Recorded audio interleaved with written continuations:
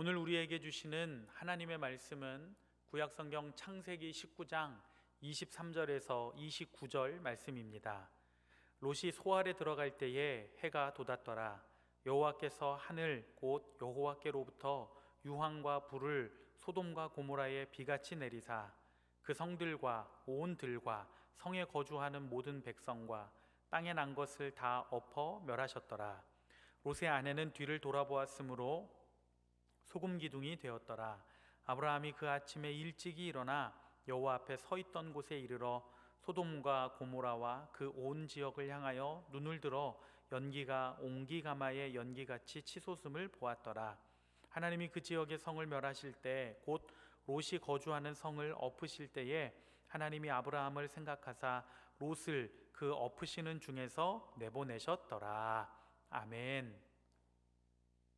소돔과 고모라 성의 심판은 롯과 그 가족이 소알에 도착할 때까지 잠시 유보되었습니다.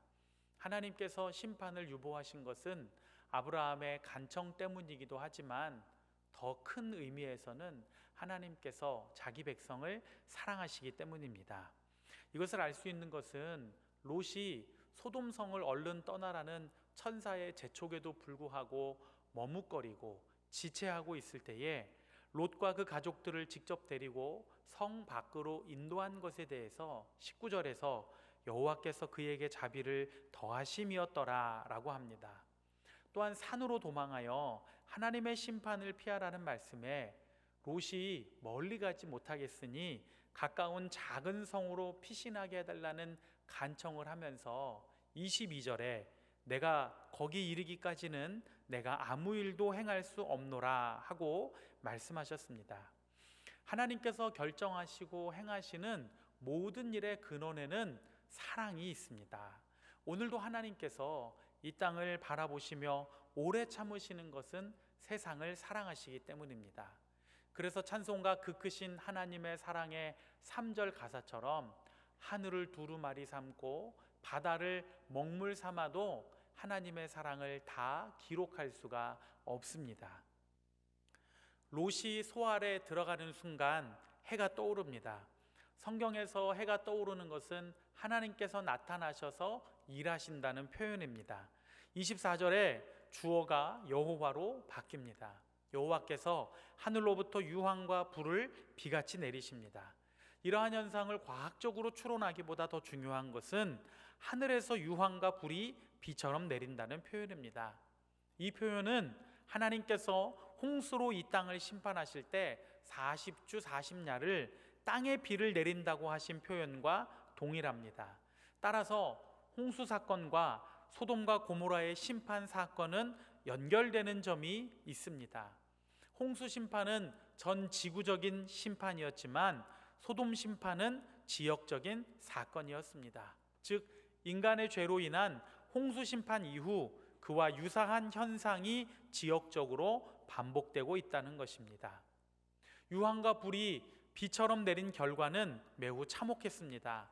성경은 그 성들과 온 들과 성에 거주하는 모든 백성과 땅에 난 것을 다 엎어 멸하셨도다 라고 합니다. 소돔과 고모라의 주민들뿐만 아니라 모든 피조물까지도 심판의 대상이 된 것입니다. 인간의 죄가 미치는 파급력이 이렇게 큽니다. 오늘날 지구에 나타나는 여러 기후 현상들의 원인이 인간의 욕망에 있다고 합니다. 인간은 자업자득이라는 말로 표현할 수 있지만 다른 피조물들은 자기 입장에서는 억울할 뿐입니다. 우리가 하나님께서 창조하신 이 세상의 관리인으로 위임받았습니다. 관리인의 사명을 잘 감당하기 위해서 우리는 각자가 지구 환경을 보존하고 개선하기 위해 실천할 수 있는 작은 일에서부터 큰 일에 이르기까지 감당해야 합니다. 26절은 롯의 아내가 소금 기둥이 되었다라고 하는 아주 짧은 구절입니다.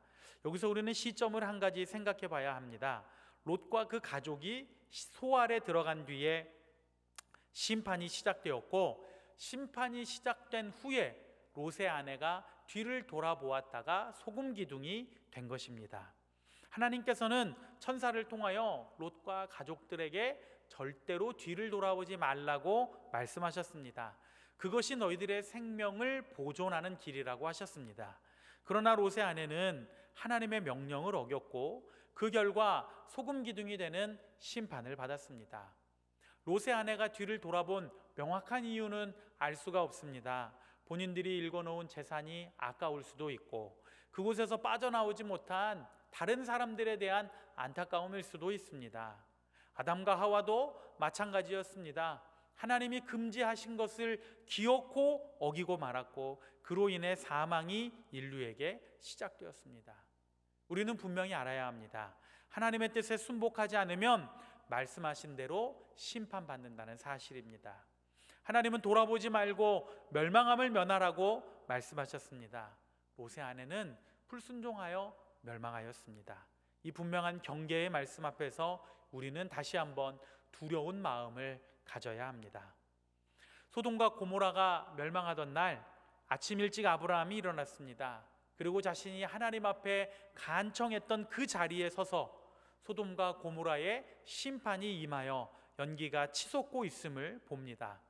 소돔과 고모라의 멸망을 본 사람들은 아브라함과 롯의 아내 두 사람입니다. 그런데 아브라함에게는 아무 일이 일어나지 않은 반면 롯의 아내는 심판을 받았습니다. 그 이유는 아브라함은 하나님의 심판을 확인한 반면 롯의 아내는 불순종하였기 때문입니다. 29절은 소돔과 고모라 심판에 대한 이야기를 마무리합니다. 하나님께서 죄악으로 가득한 소돔과 고모라를 심판하시는 중에도 아브라함의 간청으로 인하여 롯에게 구원의 은혜를 베푸셨다고 합니다. 이것은 아브라함의 간구가 무의미한 행위가 아니라는 것을 알려주며 오늘 우리가 나와 내 가족을 넘어서 타인과 또 나라와 민족과 열방을 드리는 기도에 하나님께서 귀를 기울이시고 때가 되면 응답하실 것임을 알려주고 있습니다. 하나님께서 사랑하는 여러분, 하나님은 그 사랑 자체이심으로 심판 중에도 긍휼을 베푸시는 중입니다.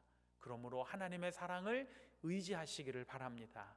또한 하나님은 나를 넘어서는 중보기도에 귀를 기울이십니다. 여러분의 기도의 지경을 넓히셔서 나와 내 가족과 교회와 이웃과 사회와 나라, 열방을 위하여 꼭 기도하시는 우리 귀한 믿음의 성도들 되시기를 간절히 축원합니다. 이 시간 우리 합심해서 기도하겠습니다. 우리 함께 기도할 때에 하나님, 우리에게 하나님의 더 큰 사랑을 체험하게 하여 주시옵소서. 심판 중에도 긍휼을 잊지 아니하시는 하나님의 그 놀라운 사랑, 그 위대한 사랑으로 더욱더 충만한 저희들 되게 하여 주시옵소서. 또 한 가지 기도하실 때 하나님 저희들의 기도의 지경을 넓혀 주시옵소서. 나와 내 가족이라는 울타리를 넘어서서 교회를 위해, 이웃을 위해, 나라와 민족과 열방을 위해 기도할 때에 하나님께서 우리의 간절한 기도에 꼭 응답하시는 놀라운 역사와 사랑으로 함께하여 주시옵소서. 우리 함께 합심해서 기도하겠습니다. 사랑과 은혜가 풍성하신 아버지 하나님, 주님의 놀라우신 은혜와 사랑을 감사하고 찬양합니다. 하나님, 오늘 귀한 말씀을 통하여 하나님께서 심판 중에도 그 긍휼을 잊지 않으시며 하나님의 넓고 넓은 사랑으로 저희들 한 사람 한 사람을 품어주시니 참으로 고맙고 감사합니다. 아버지의 놀라우신 은혜와 그 사랑을 힘입어 날마다 살아가게 하시고 연약한 자리를 털고 일어나 승리하는 저희들 모두가 되게 하여 주시옵소서. 하나님께서 우리의 기도의 지경을 더 크게 하여 주시고 저희가 넓은 지경의 자리로 나아가 하나님께 간구하며 기도하며 나아갈 때에 뜻이 하늘에서 이루어진 것 같이 땅에서도 이루어지게 하시고 우리와 우리의 가족이라는 울타리를 넘어서서 세상과 열방과 민족을 품고 교회를 위하여 기도할 때에 그 간절한 기도가 때가 되어 아름답게 응답받는 놀라운 역사가 우리 가운데 가득하게 하여 주시옵소서. 이제는 우리 주 예수 그리스도의 은혜와 하나님 아버지의 사랑과 성령의 교통하심이 하나님의 그 크신 사랑을 찬양하고 의지하며 기도의 지경을 넓혀 나와 내 가족, 교회, 민족과 열방을 향하여 간절히 기도하며 나아가는 모든 성도들 가운데 함께 하시기를 간절히 축원하옵나이다. 아멘.